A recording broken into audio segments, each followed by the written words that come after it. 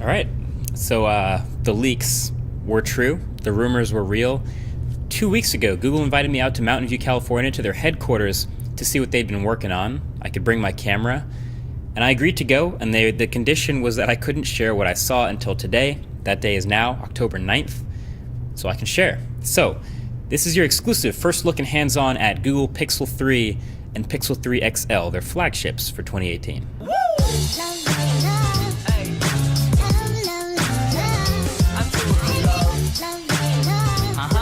Now, of course, a lot of what's leaked was the hardware, and that was pretty much all right. Well, except for the conspiracies, but I'm gonna go through everything just as if you haven't seen it all, because it's actually still a lot of pretty exciting stuff.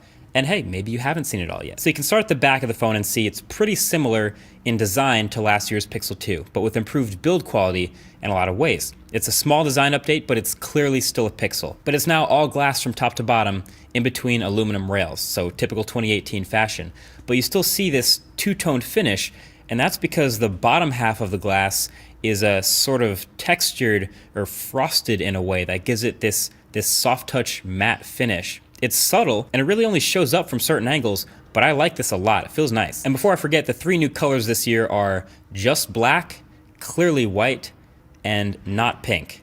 And yes, those are the actual color names. And they're keeping the colored power button train going too, so the white has this mint colored power button, interesting, and the not pink has this bold orange power button. And then the black on black one has a black power button. Also, fun fact, they painted the inside of the USB-C port black, which is a nice touch, completing the truly matte black everything Pixel 3. Well done on this one, Google. Aside from that, it does just feel a little bit heavier thanks to more glass, but overall it feels good. The buttons are really clicky and they feel premium in my hand. You still have the squeeze for assistant, and you do get wireless charging now thanks to the glass. And it's also now IP68 water resistant, finally. And you'll notice since they moved the SIM card tray to the bottom and all the buttons are on the right, now the left side of the phone is completely blank, just devoid of anything. It's totally smooth, which is also interesting. I'd say the worst part about this build is actually the fact that it's kind of slippery, despite the soft touch back. Okay, then around the front, probably the most buzzed about part of all the leaks, the screens, and that notch. That notch. The notch is on the Pixel 3 XL. It's tall as hell, alongside a much larger than normal chin also, but there's a lot going on here too. The regular size Pixel 3 does not have this notch. So the XL display is a 6.3 inch 2960 by 1440 flexible OLED display that goes right up to the edges, as you can see, just as close to the edge as the OnePlus 6 or iPhone XS or any other flagship. And the smaller Pixel 3, with no notch of shame, has a 5.5 inch 2160 by 1080 display, also flexible OLED. And I'm calling it now, that's gonna be a sneaky candidate for small phone of the year. That's just the state of phones we're in right now. Small phones are getting big. There's no headphone jack and no expandable storage, just like last year's Pixels, but we know there will be a 64 gig or 128 gig version. There's Snapdragon 845 and 4 gigs of RAM inside, which it's kind of weird to say, but that's actually less RAM than I'd expected. We'll have to keep an eye on that. And it does keep the fingerprint reader on the back in the same spot where it belongs, at least as long as they're not doing it below the glass yet. And also still one camera, which we'll talk about in a second. But you're definitely wondering at this point, what's the deal with the notch, right? We've seen phones with notches all year round, and we get it. It's necessary. We want to get the screen as close to the edges as possible. But this notch is a lot taller, specifically, than any other notch we've seen in any phone. And there's still a chin. What gives? So up at the top of both phones, actually, there's not one, but two front-facing cameras, and a large front-facing speaker that's part of a stereo pair. That's it. No facial recognition, no IR dot projector, nothing really crazy like that, just two cameras and a really big front-facing speaker. So is it worth that? Well, as far as the speakers, I've heard them and they are really impressively loud and clear. I'm a fan of what I've heard from them. I'd say they're on par with the Razer phone just from my first impression, although I didn't get to do any side-by-sides yet. So if you're the type of person to put your phone like in a corner of a room and fill it up with music, you can do that with this phone, like a mini boombox. And of course, gaming and watching videos and personal audio will all sound really good. And the two front-facing cameras are, again, a good idea. I liked it when I saw it with the LG V40, and I actually think these will be much better because not only are they Google's cameras and they're significantly better in quality on the Pixel, but the difference between the standard and wide-angle selfie camera is bigger. It goes from a 75-degree field of view in the standard to a 97-degree field of view, much wider. Now, is that enough of a justification for this huge notch? Hard to say at this point. I mean, I guess speakers that are that big have to have that much room, but then again, the grill is not that big. I don't know. We'll have to test it out for the full review, and we'll see if I end up getting used to it just like I got used to notches in all these other phones. But as of right now, that's like the defining characteristic people think of when they think of the XL. So let me know what you guys think of that trade-off. Either way, that's about all that's major and new with the hardware. Again, the smaller Pixel 3 is a much better looking phone for most people, but I'm willing to give the XL a chance because I am still a big phone person. And then the camera that we all love so deeply on the Pixel, it is in fact upgraded again, which has me very excited. New 12 megapixel sensor at f1.8 with OIS, and of course same camera in the XL and the small one. And you already know Pixel's visual core is still here. That's so important to why Pixel's been, I guess, the undisputed smartphone camera champ for the past year. And actually that ties neatly into software, because Google just always does so much with software and machine learning and AI, and that's a big reason why they have one camera on the back instead of 2 or 3. So a lot of the features I'm about to go over with you, while they are technically new to Pixel 3, are also just software.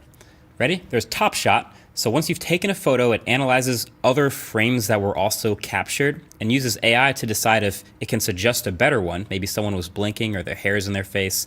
You don't even have to take another photo, it's just waiting for you. There's a new night mode in the camera that's actually called Night Sight. It's supposed to be significantly improved, but I gotta test that to be sure. There's some other great night modes in other smartphone cameras. There's something called Super Res Zoom, which this is so Google. It uses literally the shaking or rotation of your hands as you're taking a picture, where if you digital zoom, it will use that to compute a higher resolution image from that zoomed photo. So it'll help you take better digital zoomed photos.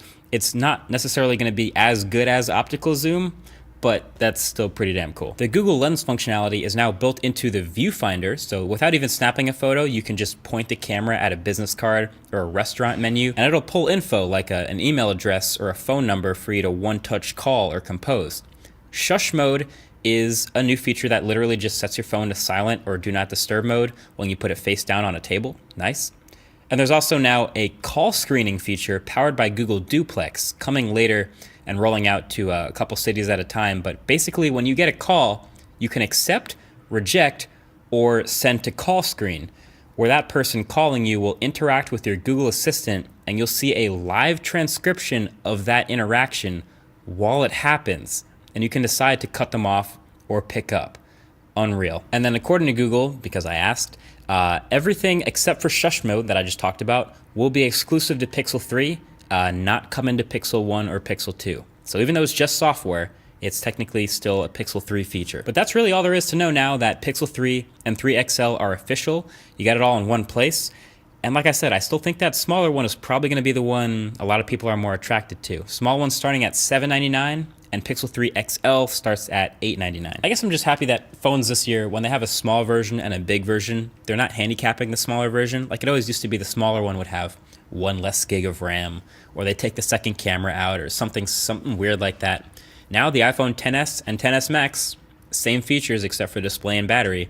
Pixel 3, Pixel 3 XL, same features except for display and battery. Now, aside from the phones, Google also had a couple other hardware announcements today. First of all, the Pixel in the box comes with an 18-watt fast charger and a pair of USB-C headphones in the box. They wanted everyone to know that.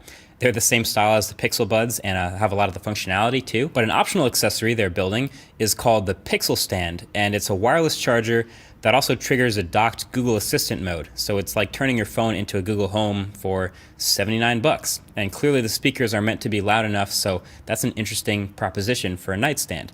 There's also now a $150 Google Home Hub with a display and a couple new colors. Obviously having a 7-inch touchscreen makes for a much more user-friendly and interactive Google Assistant experience, so I thought that was pretty cool. And there's also now this new Pixel Slate, which I'm gonna be honest, it's a cool looking tablet, but when I used it 2 weeks ago, it looked like a laggy, stuttering mess. But that was just, still late prototype phase. So I'm gonna reserve judgment on that one till I handle a final version. So there it all is.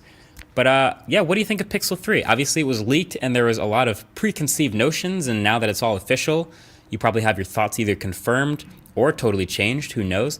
I'm excited to get hands on the camera, and definitely follow on Twitter for when I do get hands on the phone again and get to start sharing sample photos. But let me know what you want to see in the full review. I'll be working on that shortly. Again, thanks for watching. Talk to you guys in the next one. Peace.